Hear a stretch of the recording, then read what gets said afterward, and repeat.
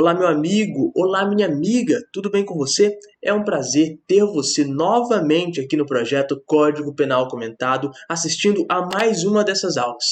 Nesse episódio, eu vou falar com vocês sobre um artigo que é muito, mas muito importante mesmo para a vida prática. Tanto para a vida prática quanto também para a teoria. É o artigo 44 e os seus incisos. Inciso 1, 2 e 3. Eu vou me concentrar muito mais nos 3 incisos, tudo bem? No 44 eu só vou ler o caput porque é necessário. Bom, você vai entender o que eu quero dizer, o que a gente vai comentar hoje. Bom, mas antes de começar a comentar os incisos do artigo 44, vocês têm que saber. Quem vos fala se chama Felipe Alencar. Pode me seguir lá no Instagram, @Felipe Alencar, @Felipe.alencar_. E também eu já quero aproveitar para dizer para você que eu estou aprovado no 32º exame de ordem, sou bacharel em Direito, sou professor e tenho um podcast, o Direito no Cast. E aí eu peço para você acessá-lo, basta você escanear esse QR Code que está aparecendo aí na tela. E aí deixa eu tirar essa imagem de cima. Pode escanear o QR Code e você vai poder ouvir várias outras revisões, várias outras formas de aula que são feitas aqui no Direito no Cast. Tudo bem? E mais do que isso, você também pode seguir o Direito no Cast lá no Instagram, no @Direito no Cast. Então, faça isso, siga também no Instagram e vamos começar a nossa revisão. A gente vai falar, ou melhor, nosso comentário ao Código Penal. A gente vai falar aqui sobre o artigo 44, caput, primeiramente, somente para dar aquela introdução. E o artigo 44, caput, ele vem dizer para a gente o seguinte: as penas restritivas de direitos são autônomas e substituem as privativas de liberdade quando? E aí a gente já vai cair para os incisos.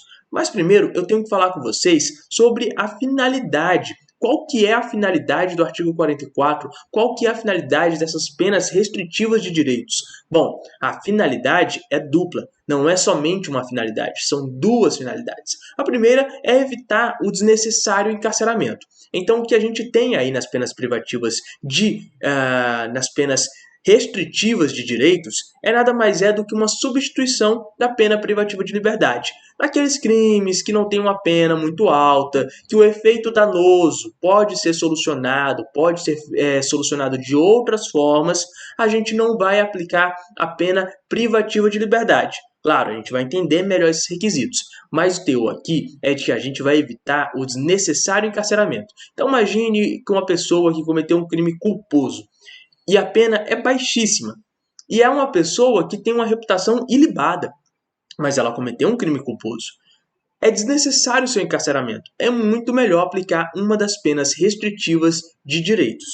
Claro, você também pode aplicar não só uma, mais de uma, várias penas restritivas de direito. E não somente aos crimes culposos, como a gente vai ver aqui nesse nosso comentário, nessa aula, ok? E também o segundo requisito, a segunda finalidade, é prevenir o cometimento de outras infrações. Afinal de contas, toda a pena, toda forma de pena, seja uma pena de multa, seja uma pena privativa de liberdade e também as penas restritivas de direitos, elas têm a finalidade de sempre prevenir o cometimento de outras infrações penais. É sempre assim. A pena ela não é aplicada somente por ser aplicada. Ela tem essa finalidade de prevenir o cometimento de outras infrações. Beleza? E aí a gente vai aqui rapidamente para o que diz o nosso queridíssimo Rogério Greco, o que ele comenta no seu livro Curso de Direito Penal, Parte Geral, volume 1. O Rogério Greco ele vai dizer o seguinte: o artigo 44 do Código Penal elenca os requisitos necessários e indispensáveis para que o juiz possa levar a efeito a substituição da pena privativa de liberdade pela restritiva de direitos. São requisitos considerados cumulativos, ou seja, todos devem estar presentes para que se possa realizar a substituição. 2 deles, segundo entendemos, são de ordem objetiva, incisos 1 e 2 do artigo 44. E o terceiro, de natureza subjetiva, inciso 3 do artigo 44. Bom, meus amigos, então o Rogério Greco ele já trouxe aqui para a gente a sua visão. Ele entende que 2 são requisitos objetivos e o outro é subjetivo. E bom, isso é realmente o que a lei transpassa para a gente somente da leitura dela. ok? Então a gente vai lá para o próximo slide, que vai falar justamente sobre o artigo 44, inciso 1, e a gente vai comentá-lo. O inciso 1 vai dizer o seguinte, lembrando, o que vai dizer aqui o caput? O caput vai dizer, as penas restritivas de direito são autônomas e substituem as privativas de liberdade quando? E aí a gente vai para o inciso 1º. O inciso 1º diz, quando aplicada a pena privativa de liberdade não superior a 4 anos e o crime não for cometido com violência ou grave ameaça à pessoa ou qualquer que seja a pena aplicada se o crime for culposo. Então a primeira coisa que a gente tem que fazer aqui é dividir. O que a gente vai fazer? A gente então vai pegar e vai separar esse inciso 1 e a gente vai estar dividindo ele para poder compreender melhor. Primeira coisa, a pena não pode ser superior a 4 anos. De forma nenhuma, não pode ser superior a 4 anos. Quando que não pode ser superior a 4 anos? Quando a gente está falando de crime doloso. Se o crime é doloso e a pena aplicada for de 4 anos e 1 dia, não pode aplicar pena restritiva de direitos, tá bem? Somente se ela for de até 4 anos. Então, pode ser uma pena de 4 anos, pode ser uma pena de 3 anos, uma pena de 1 ano, 6 meses, que quer que seja, desde que não seja superior a 4 anos. E aí, uma outra coisa muito importante. Esse crime doloso, ele não pode ser com violência ou grave ameaça. Não é possível. Se tiver violência ou grave ameaça, embora a pena seja inferior a 4 anos, ainda assim não será possível aplicar a pena restritiva de direitos. Tudo bem? Ou então, quando a gente fala sobre um crime culposo, aí qualquer que seja a pena, independe a pena. Se o crime ele é culposo, a pena ela pode ser de 10 anos, ela pode ser de 5 anos, pode ser de 6 anos, não importa. Porque a redação que o Código Penal trouxe para a gente é de que somente há uma limitação relacionada à pena quando o crime é doloso. Porque o próprio Código aqui, no inciso 1 do artigo 44, diz ou qualquer que seja a pena aplicada se o crime for culposo. Então, a partir daí, a gente conclui que não há essa questão de limitação no que se refere ao crime culposo. E aí você pode pensar, a lesão corporal ela tem modalidade culposa. O homicídio ele tem modalidade culposa. Então, a gente pode falar dessas modalidades culposas sendo uma aplicação, sendo possível aplicar uma pena restritiva de direitos. Tudo bem? Vamos para o inciso 2. O inciso 2 ele vai dizer que é requisito também para que a pena ela seja aplicada quando o réu não for reincidente em crime doloso.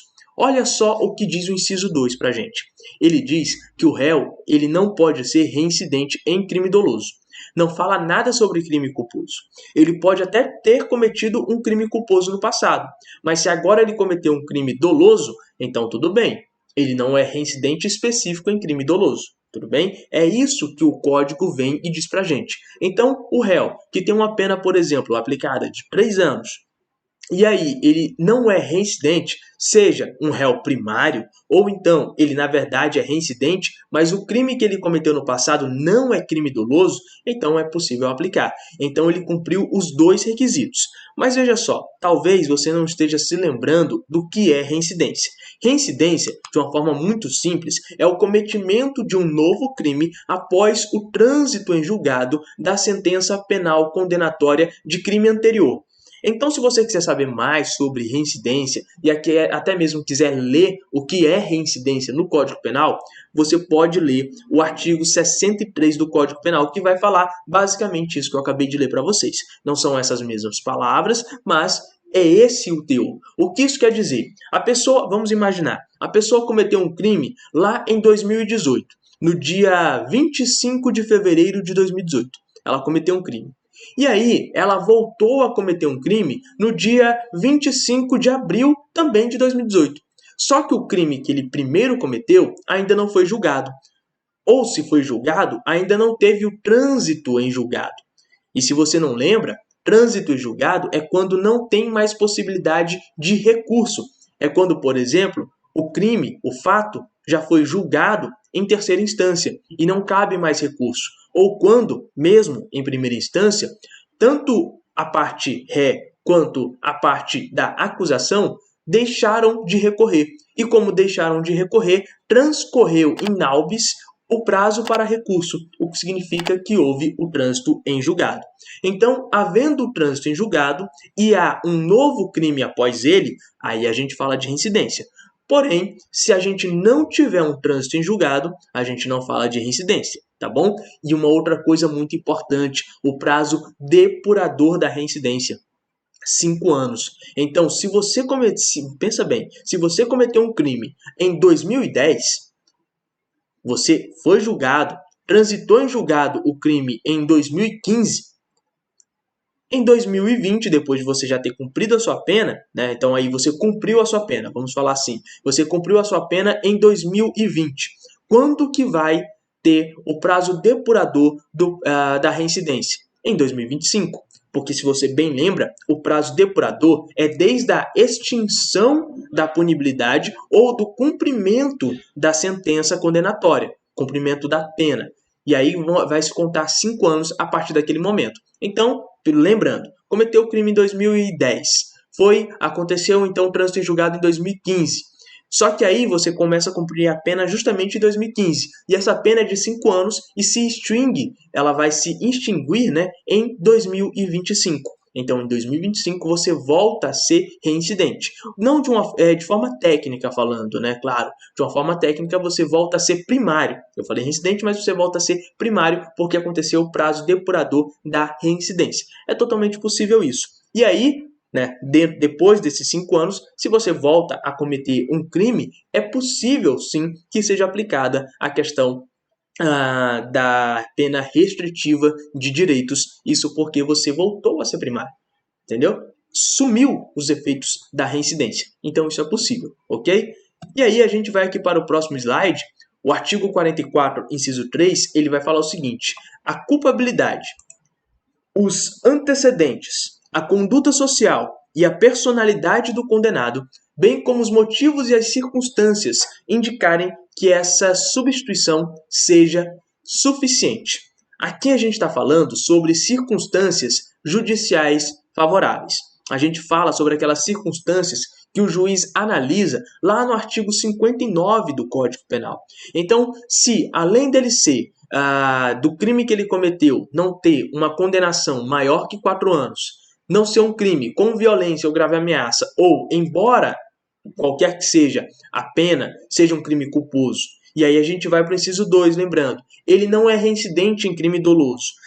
Tendo cumprido tudo isso, chegou aqui no inciso 3, se por acaso a culpabilidade, os antecedentes, a conduta social e a personalidade do condenado, ou seja, as circunstâncias judiciais forem desfavoráveis, se ele não cumprir esse requisito subjetivo, aí não dá.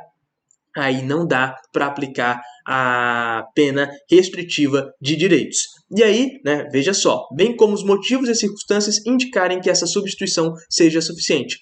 É importante que o juiz faça essa avaliação. Será se essa substituição ela é realmente suficiente? Se ele identificar que não é, por conta das circunstâncias judiciais desfavoráveis, então a gente não vai poder aplicar essa pena restritiva de direitos que prevê o Código Penal no artigo 43, né, qualquer uma daquelas penas, e aí não vai poder mesmo aplicar. Somente se as circunstâncias judiciais forem favoráveis e também se cumular com os requisitos anteriores que a gente já comentou nessa aula. Ok, pessoal? Bom, é basicamente isso.